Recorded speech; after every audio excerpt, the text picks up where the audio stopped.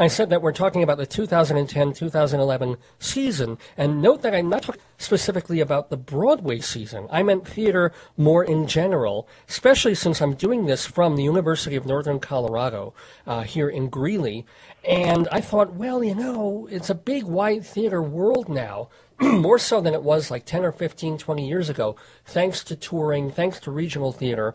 Why not have someone more local, more that people can go to from around here? So why not get somebody from the Denver Center? And lo and behold, thank you, first of all, to our person, Heidi Bosk, for setting this up. We have the Director of Programming and Operations for Denver Center Attractions, Mr. John Ekeberg, with us in the neighborhood for the Tony Show. John Ekeberg, thank you so much for calling in. How you doing?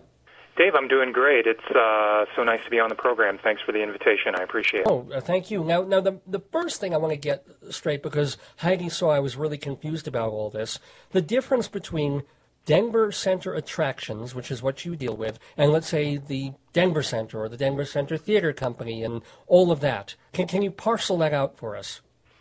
Of course, yeah. Both Denver Center Attractions and the Denver Center Theater Company are two entities that are both under the umbrella of the Denver Center for Performing Arts, which is a not-for-profit arts organization. And essentially, we're the two theatrical divisions under the DCPA. The Denver Center Theater Company is the regional theater. Artistic director is Kent Thompson, and they produce their own shows in a typical season of roughly 9 or 10 shows each year. Mm-hmm. And then for Denver Center Attractions, which is the division that I'm involved with, we're really the presenting organization. So the lion's share of what we do is book the touring Broadway shows into the other venues down at the Performing Complex. Okay. And so what are some of the touring shows that you've presented this past season? And, of course, we'll say what are some of them that are coming up in 2011, 2012? Yeah, so we, unlike a lot of organizations, we actually tend to do our booking on a calendar year. So we're kind of halfway through our 2011 season now. We started out with the tour of the Pulitzer Prize-winning Next to Normal musical in the L.A. Calkins at the beginning of the year. Mm-hmm. And we have recently completed the tours of 9 to 5, and then just last week finished up a wonderful engagement, 4-week engagement of Billy Elliot, the musical, which was a big Tony winner from a couple seasons ago. Mm-hmm. Just this next week, we open Rock of Ages, which is the fun 80s hair metal musical, starring Konstantin Maroulis of American Idol fame. Uh-huh. And then, oh gosh, now it's taxing my brain. Oh, the next show on our season is Hair in October. And then we finish up with West Side Story at the very end of the year for 3 weeks. And in between there, we have some additional bookings that weren't part of our subscription package, but were additional shows that people can buy tickets to, which would be Les Miserables is coming back over Labor Day weekend. And then we have Lion King coming into the Buell in November.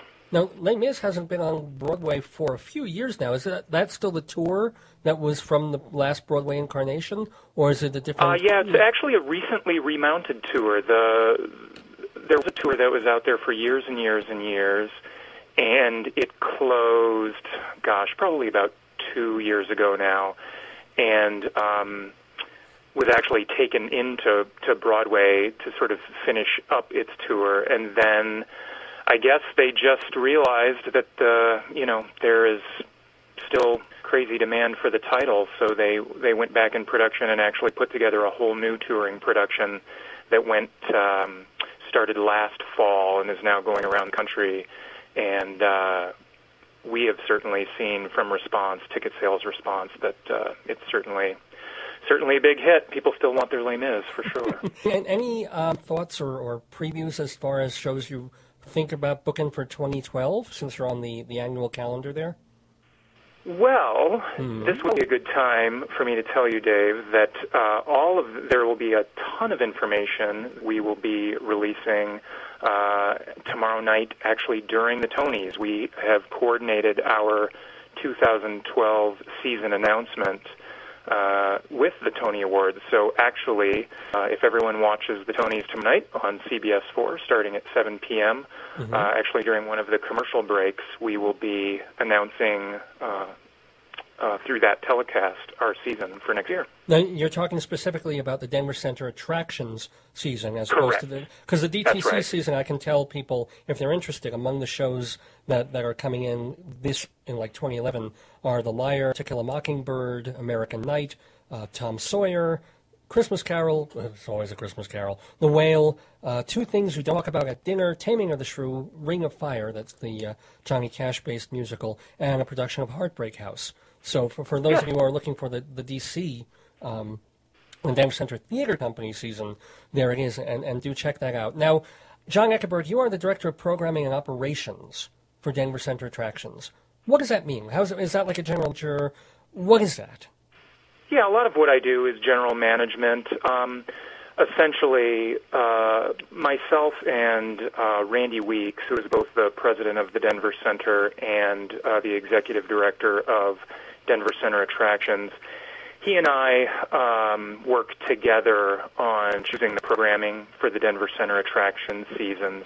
And then what I do from there is negotiate the literal dates in the venues, negotiate the financial contracts with the tours, and then myself and another staff member, once the tours get to town, it's our responsibility to work with the tour management to make sure that they're getting everything they need here. What's nice is the touring shows have their own company managers, stage managers, their own sort of little set of management, and then we really facilitate their local needs when they come into a town, assist them in getting the local labor that they need, which they need local stagehands, local wardrobe, many times local musicians, and it's our job to coordinate all of those details to make sure they get what they need to put on their show in our venue.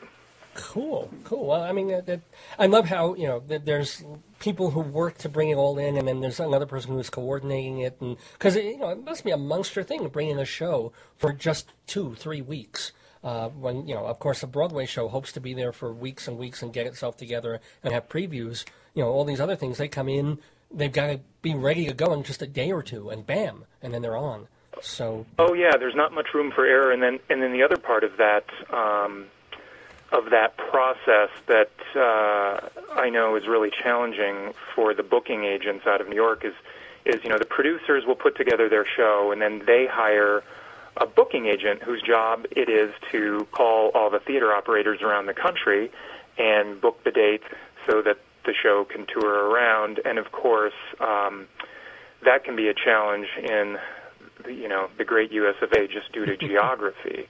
And one of the interesting things about Denver is that we really, we're a major theatrical market for the touring business, but we sort of sit very isolated geographically in the rest of the United States. And, of course, part of the booking agent's job is to be able to make, if they're closing in one city with a performance on a Sunday night and then driving to the next city to load in to get the next show up by Tuesday night, obviously there's just the logistics of mileage take into account to make sure that can happen. And so that's always one of the challenges in our business that the booking agents deal with, is making sure they can get these shows from, obviously Rock of Ages playing in Boston is not going to then the next week be in Denver. They tend to do the Northeast and all that sort of thing. But then it depends on what local markets, when they have availability in their theater, and it's all a sort of a big, interesting puzzle in terms of getting that all settled the way it needs to be. Now, we have just time for one more question for John Ekeberg of Denver Center Attractions. I assume as part of what you do have to go around the country and see other stuff. Have you been to New York for this past season? And if so, what shows did you see? Yeah, I have been to New York a few times over this last season, and I'm very pleased that I was able to successfully see all of the musicals as part of this current season, which, due to what Denver Center Attractions books, the majority of what we book are musicals.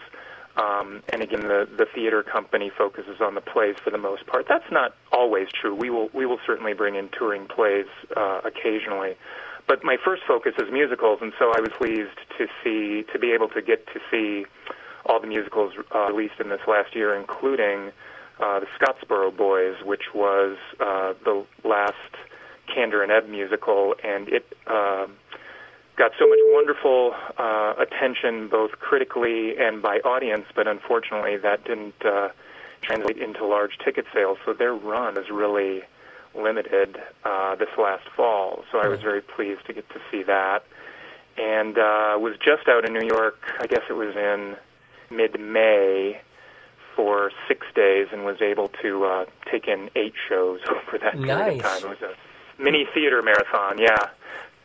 Which is humorous. So when I first did that, I thought that after seeing that much back-to-back theater, I might get burnt out. But what I found instead is I think it's sort of like a runner's high, where as you go and keep going, it actually gets more exciting from show to show to show. Oh, I totally agree. I've been doing that for ages. And now that I'm living in Colorado and I get to go to New York 2 or 3 times a year, I blanket as many shows within 5 or 6 days as I can. And, if there's a morning, if there's a matinee, I'm there. I'm going to as much as possible. So, absolutely. So last question for John Ekeberg.